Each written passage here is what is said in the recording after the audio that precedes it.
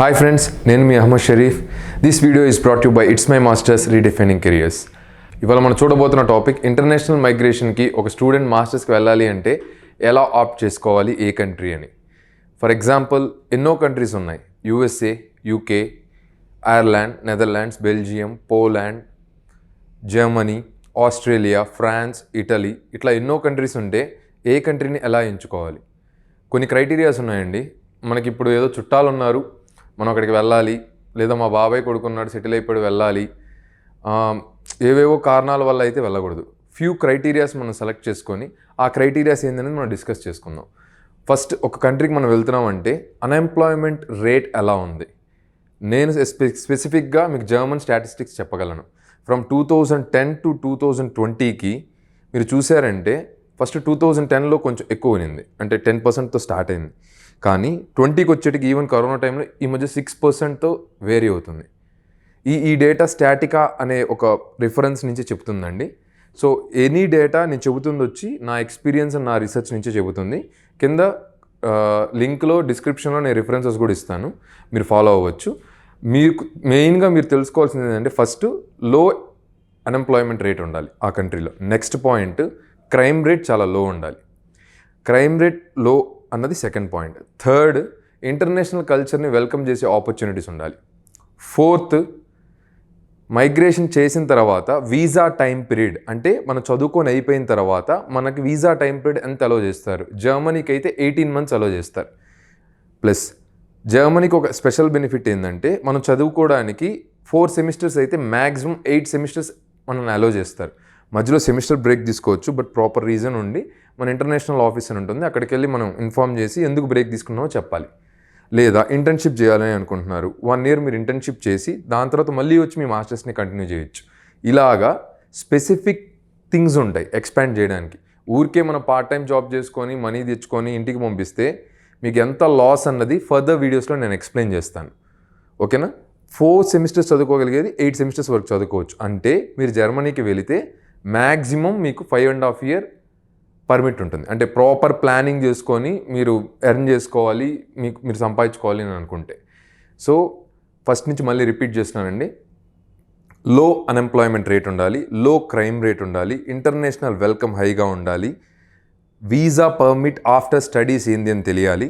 ఇది అయిన తర్వాత పిఆర్కి ఎలాంటి ఆపర్చునిటీస్ ఉన్నాయి అంటే మనం ట్యాక్స్ కడతాం కదా జాబ్ చేసేటప్పుడు, ఎన్ని సంవత్సరాలు అయితే మనం జాబ్ చేస్తామో దాని బెనిఫిట్ బట్టి పిఆర్ ఇచ్చే కంట్రీ ఫాస్ట్గా ఇచ్చేది ఏంది అనేది మనం చెక్ చేసుకోవాలి. సిటిజన్షిప్ బెనిఫిట్స్, అంటే కొంతమందికి సిటిజన్షిప్ కూడా తీసుకోవాలని ఉంటుంది, ఆ సిటిజన్షిప్ బెనిఫిట్స్ ఏంది అనేది వెరిఫై చేసుకోవాలి.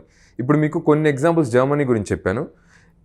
జర్మనీలో మీకు పిఆర్ కూడా 2.5 yearsలో వస్తుంది. మీరు చదువుతున్న ఆ స్ట్రీమ్ మీద మీరు జాబ్ కనుక సంపాదించుకొని 2.5 years కనుక మీరు ట్యాక్స్ కట్టుంటే మీకు ఖచ్చితంగా పిఆర్ వచ్చేదానికి ఆపర్చునిటీ ఉంది. బట్ పిఆర్ రావాలంటే B1 వరకు జర్మన్ చదువు ఉండాలి. అది ఎవ్రీ టైం అప్గ్రేడ్ అవుతూ ఉంటుంది.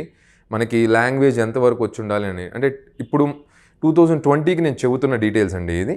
మీకు దానికి ముందు బ్లూ కార్డ్ వస్తుంది, మీ శాలరీ వచ్చే డీటెయిలింగ్ బట్టి ఫస్ట్ బ్లూ కార్డ్ వస్తుంది. బ్లూ కార్డ్ తర్వాత పిఆర్ తీసుకునే దానికి అది టైం పీరియడ్ వేరీ అవుతూ ఉంటుందండి. అంటే ఇనిషియల్గా చాలా హైగా ఉంది, ఇప్పుడు 2.5 years ఉంది, ఇప్పుడు 1.5 yearsకి ప్లస్ జర్మన్ లాంగ్వేజ్ హైగా ఉంది అంటే వస్తుంది. సో ఇట్ డిపెండ్స్ అనమాట.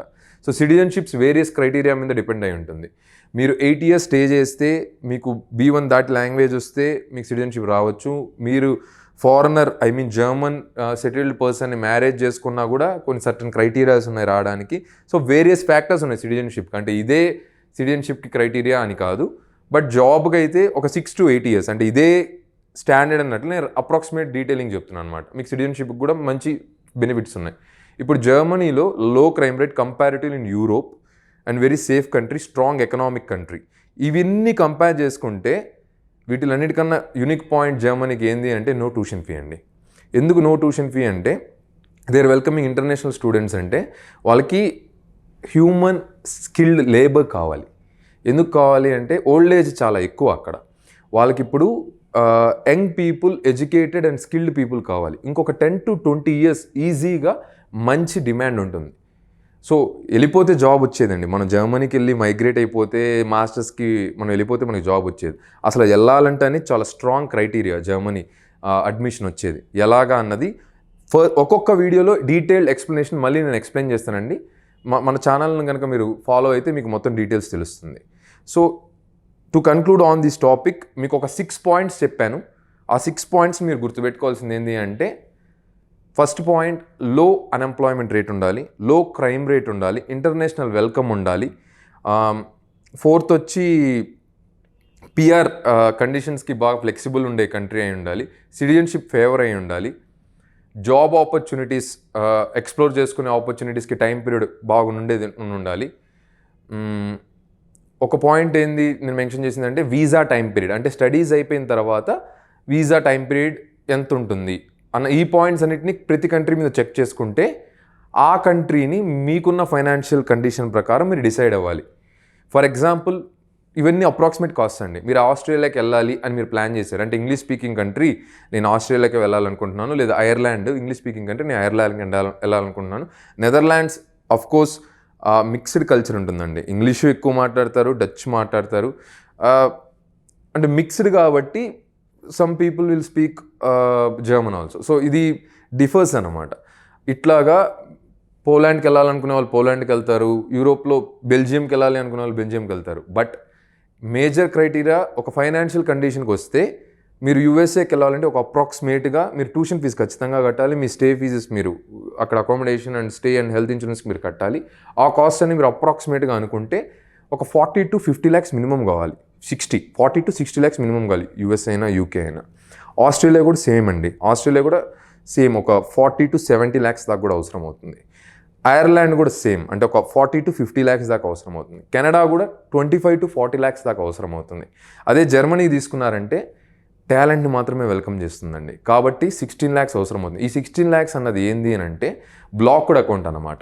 బ్లాక్డ్ అకౌంట్లో 10,236 euro 2020కి మనం డ్రాప్ చేస్తున్నాం మనీ. అంటే మనం డ్రాప్ చేస్తే మన డబ్బులు మనకే బ్లాక్ చేసి ఎవ్రీ మంత్ ఇస్తారు. అంటే డబ్బుల్ని చూపించేసి మనం మళ్ళీ తిరిగి మన హోమ్ కంట్రీ అకౌంట్కి పంపించలేమండి. అది జర్మనీ. స్టూడెంట్స్ సఫర్ కాకూడదు, మనీతో వాళ్ళు ఊరికే అంటే ప్రెషర్ పెట్టుకొని మనీ ఇంటికి పంపించేసి వాళ్ళు స్టడీస్ మీద కాన్సన్ట్రేషన్ చేయలేకున్నారు అని అనుకొని వాళ్ళకి ఒక రూల్ ఫిక్స్ చేశారు. ఇలాగా బ్లాక్డ్ అకౌంట్ అని ఒక రూల్ని ఫిక్స్ చేస్తే, అంటే మీ డబ్బులను ఒకసారి అకౌంట్లో పెట్టి లాక్ చేస్తే మీ అకౌంట్లోనే ఉంటుంది, మీకు ఇంకొక అకౌంట్ ఓపెన్ అవుతుంది మీరు జర్మనీకి వెళ్ళి ల్యాండ్ అయిన తర్వాత. ప్రతి మంత్ 853 euros, ఇప్పుడు కొంచెం అది 860 or 861 అయింది. ఇట్ చేంజెస్ అండి, జస్ట్ ఒక మైన్యూట్ చేంజెస్లో చేంజ్ అవుతూ ఉంటుంది. సో మీ డబ్బులు మీకే ఇస్తారనమాట. సో ఇది ఒక రఫ్ ఓవర్వ్యూ అండి. మా జర్మనీని ఎందుకు అన్ని కంట్రీస్లో బెస్ట్ అని చెప్పచ్చు అని అంటే, మనకి మేజర్ క్రైటీరియా ఏంటంటే నో ట్యూషన్ ఫీ. ఒక రీజియన్, ఎన్ఆర్డబ్ల్యూ రీజియన్ అన్న రీజియన్ మాత్రం 1500 euro per semester. అంటే మీరు ఎన్ని సెమిస్టర్స్ అయితే మీరు చూస్ చేసుకుంటారో అన్ని సెమిస్టర్స్కి మ్యాక్సిమం 4 semesters అనుకుంటే 6000 euro కట్టాలి ట్యూషన్ ఫీజ్. సో ఇట్లాగా మేబీ ఫెడరల్ స్టేట్స్ జర్మనీ ఒక్కొక్క స్టేట్ ఒక్కొక్క రూల్ పెట్టుకోవచ్చు. కొన్ని యూనివర్సిటీస్లో మళ్ళీ ఫీజు కట్టాలి, మళ్ళీ పబ్లిక్ యూనివర్సిటీస్లో ఫీజు కట్టాల్సిన అవసరం ఉండదండి, ప్రైవేట్ యూనివర్సిటీస్లో కొన్ని ఫీజు కట్టాల్సి ఉంటుంది. సో ఇవన్నీ డీటెయిల్స్ కూడా మనం ఫర్దర్ వీడియోస్లో చూద్దాం. ఇట్లాగా ఒక ప్రాపర్ రైట్ ఇన్ఫర్మేషన్, మీకు ఎక్స్పీరియన్స్డ్ ఇన్ఫర్మేషన్ మీకు కావాలి అనుకుంటే లైక్ చేయండి, సబ్స్క్రైబ్ చేయండి, షేర్ చేయండి. This is signing off Ahmed Sharif, educational mentor, student life coach and career counsellor. Bye.